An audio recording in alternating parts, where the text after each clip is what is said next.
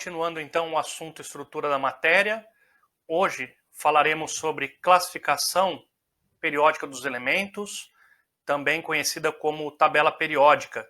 Vamos ver como que a tabela periódica funciona, vamos ver que informações podemos tirar dela e também falaremos um pouquinho da história da tabela periódica.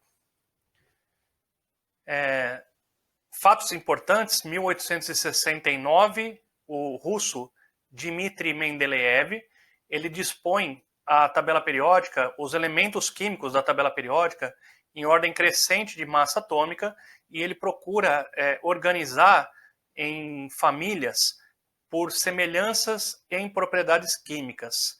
Então, o Mendeleev, ele anotava em cartões todas as informações a respeito dos elementos químicos, as informações conhecidas, massa, quantidade de prótons, também anotava ali algumas características de reações químicas, com o que reagia, com o que não reagia, várias propriedades como temperatura de ebulição, temperatura de fusão, e à medida com que ele encontrava semelhanças entre elementos químicos, ele ia colocando na parede do seu laboratório na forma de uma tabela, e os elementos químicos que tinham semelhanças ele enfileirava na mesma coluna, né? Ele deu a primeira ideia de família foi ali o Mendeleev que propôs.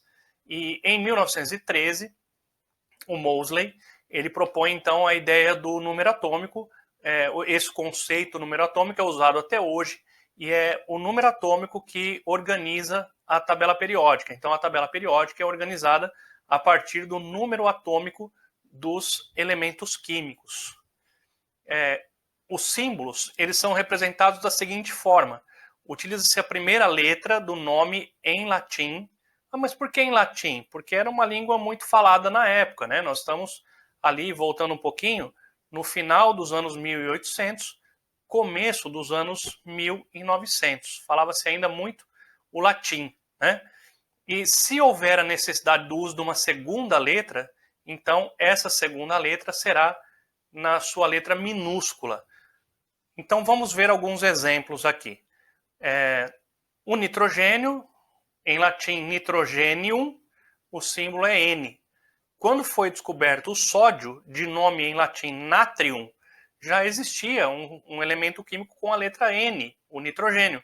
Então houve a necessidade do uso de uma segunda letra, pegou-se a letra A, e aí o símbolo é com A minúsculo, N maiúsculo e A minúsculo. E a mesma coisa com o níquel, também foi necessário o uso de uma segunda letra, e ela vem sempre na sua letra minúscula. Então, o símbolo sempre a letra maiúscula, e se houver necessidade de uma segunda letra, esta segunda letra será minúscula.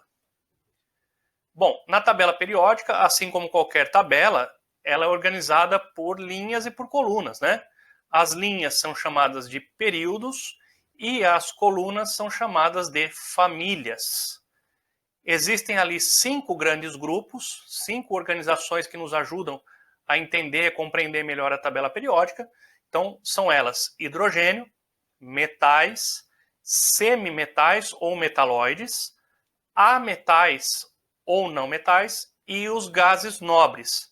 E a disposição é como está aqui neste esboço: hidrogênio ali sozinho, os metais, esse grande grupo, esse maior grupo em amarelo, os semimetais ou metalóides, ali aquela parece uma escadinha, em marrom, os não metais ou ametais ali em lilás ou cor-de-rosa, e finalmente os gases nobres, a última coluna da direita, em azul. Aqui está a tabela periódica com os seus símbolos, os símbolos dos elementos químicos, e é importante dizer que aqui em cima você tem as famílias, aqui à esquerda você tem os períodos, e toda a tabela periódica deve trazer uma legenda. Essa nossa aqui, no número de cima, lado esquerdo, o número atômico, no centro o símbolo, abaixo do símbolo o nome, e por fim aqui embaixo o peso atômico. Isso muda de tabela para tabela, as informações elas mudam tanto quais informações serão dadas, quanto a localização das informações. Então é por isso necessário que se haja uma legenda para que as pessoas possam compreender melhor as informações que são dadas a partir da tabela periódica. Espero ter contribuído. Encerramos o assunto de estrutura da matéria. Daremos sequência na próxima aula com um assunto novo.